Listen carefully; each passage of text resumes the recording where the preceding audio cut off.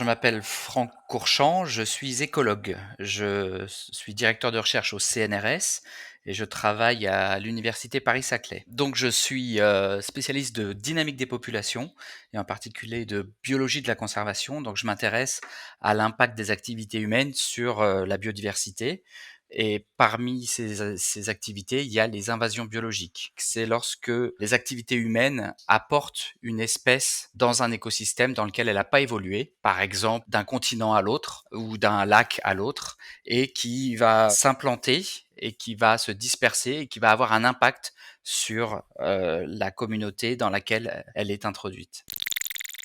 Un exemple assez connu en France, c'est le frelon asiatique. Le frelon asiatique, c'est un frelon qui est arrivé, en 2004 et on sait assez bien, ce qui s'est passé. Il est arrivé dans une poterie, c'est une reine déjà fécondée par plusieurs mâles qui était dans une poterie qui venait d'un container en provenance de Chine et en quelques années, en moins de 10 ans, toute la France a été, envahie par, cette reine et ses descendants et c'est tellement rapide que maintenant, l'Allemagne, la Belgique, l'Angleterre, l'Italie, l'Espagne sont aussi, envahies par cette espèce. Alors on en a beaucoup entendu parler parce que le frelon asiatique est très efficace pour tuer, les abeilles domestiques, les abeilles à miel. Ce qu'on sait moins, c'est que les frelons sont des prédateurs également d'autres pollinisateurs sauvages et que donc ça peut avoir un impact important sur ces espèces et au-delà sur la pollinisation et donc sur les plantes. Voilà, ça c'est un exemple parmi d'autres. Il y a en Europe entre 4 et 5 000 espèces exotiques envahissantes qui posent donc des problèmes soit sur la biodiversité, soit sur la santé humaine, soit sur l'économie humaine. En fait, on s'est aperçu que un des problèmes de la prise de conscience des espèces envahissantes, c'est pas le seul, il y en a plein, mais un des problèmes, c'est que il est compliqué de lutter contre un processus qui affecte la biodiversité quand ce processus fait lui-même partie de la biodiversité.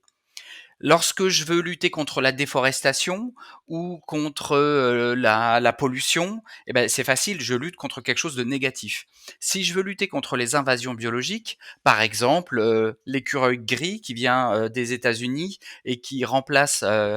l'écureuil roux en Europe, eh ben, en fait, je vais lutter contre une espèce qui est tout aussi mignonne que celle que j'essaye de protéger. Et on s'est aperçu qu'en fait, c'était d'autant plus compliqué lorsque ces espèces envahissantes étaient charismatiques. Lorsqu'on a des perruches à collier qui sont magnifiques, lorsqu'on a des plantes qui font des fleurs magnifiques, et qui pourtant, lorsqu'elles sont transplantées dans un autre écosystème, dans un écosystème où les espèces vivantes n'ont pas d'armes pour lutter contre la prédation, contre ces herbivores ou ces compétiteurs, à ce moment-là, ces espèces posent un problème et soit il faut les empêcher d'arriver, soit il faut les enlever lorsqu'elles y sont. Et ça, c'est vrai que c'est plutôt contre-intuitif, voire éthiquement problématique. Alors moi, initialement, j'ai travaillé beaucoup, en théorie sur des modèles pour essayer de comprendre ce qui se passait quand on introduisait une espèce dans un écosystème ou dans un réseau trophique et qu'est-ce qui se passait quand on essayait de la retirer, cette espèce. Et puis, après, j'ai essayé de mettre ça en pratique et j'ai travaillé sur une île en Nouvelle-Calédonie, ce qui s'appelle l'île Surprise, où des rats avaient été, introduits, accidentellement et où ils menaçaient, toute la biodiversité locale. Et depuis, j'ai eu une approche un peu plus, ce qu'on appelle macroécologique, c'est-à-dire à grande échelle, où j'essaye d'étudier les grandes tendances, en prenant beaucoup d'espèces en compte, simultanément, à des échelles de continentales ou même mondiales.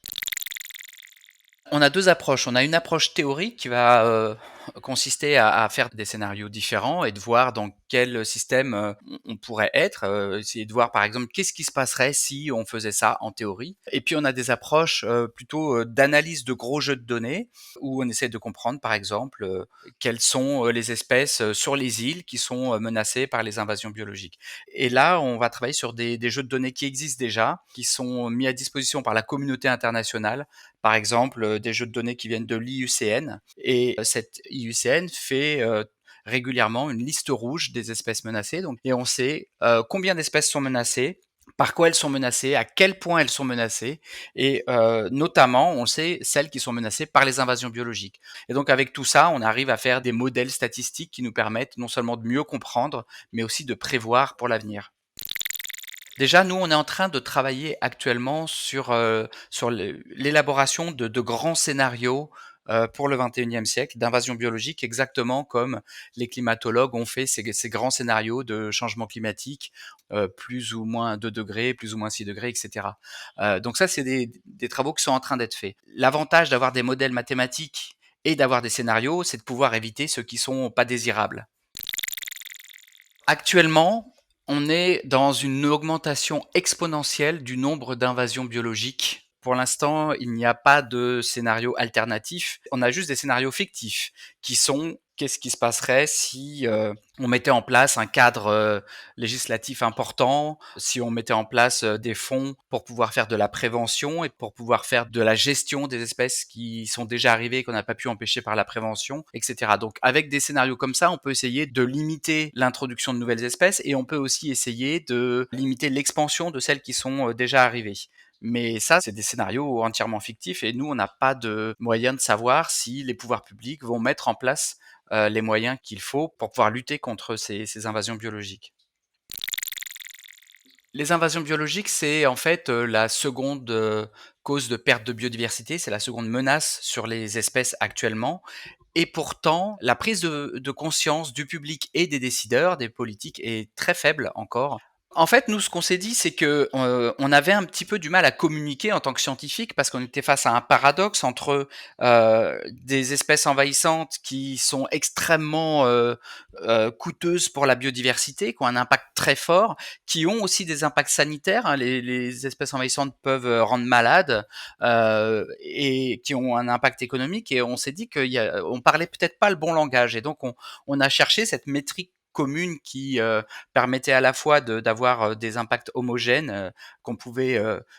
comparer et compiler, et puis aussi cette métrique qui parle aux gens, parce que quand on parle à un politicien d'un petit oiseau qui est en train de mourir sur une île dans le Pacifique, ça a évidemment beaucoup moins d'impact que si on lui dit que la France perd des millions à cause d'une espèce envahissante. Et donc, le projet Invacost a été de réunir